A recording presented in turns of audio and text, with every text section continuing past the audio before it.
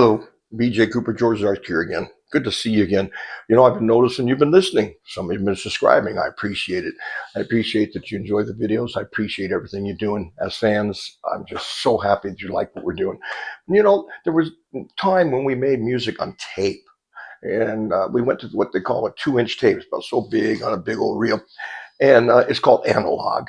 It's different from the way we do music today, which is not analog anymore. When you did it, you had to have what they call a multi-track piece of paper. It looks something like this right here. On this paper, we write down where the bass player is. We write down where the guitar is. We write down where the piano is. We write down where every instrument, vocal, background, you name it, we have to show it. And we have 24 tracks to do that on. Sometimes we have to even find more tracks. So the truth is, we keep track of where each one of the pieces of music are.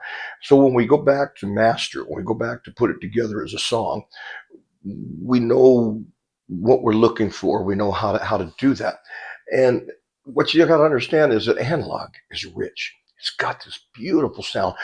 If you recall 60s, 70s, 80s, when you heard songs, even long before that, when you heard a song, it was rich. It had a sound that was just pure. I mean, pure as gold.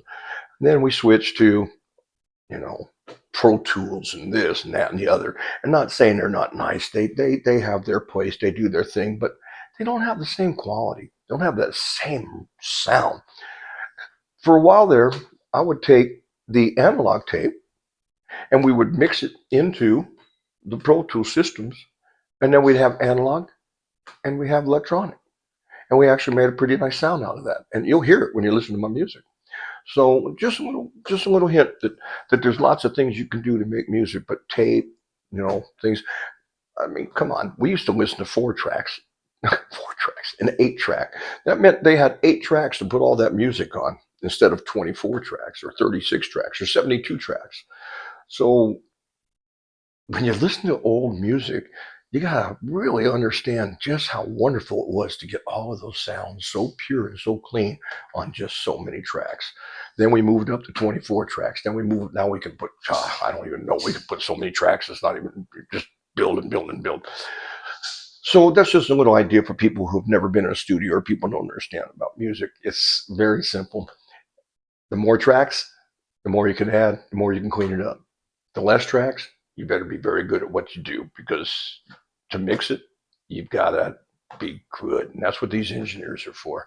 Believe me, there are some great engineers out there. They made it happen. So enjoy our music and understand that it takes a lot of work. That's basically what I'm telling you. When you listen to it, it didn't just happen. It took work. It took us understanding. It took knowledge. It took talent. It takes a lot. And I hope that you enjoy it. So thank you again. Come back and see me later. Bye.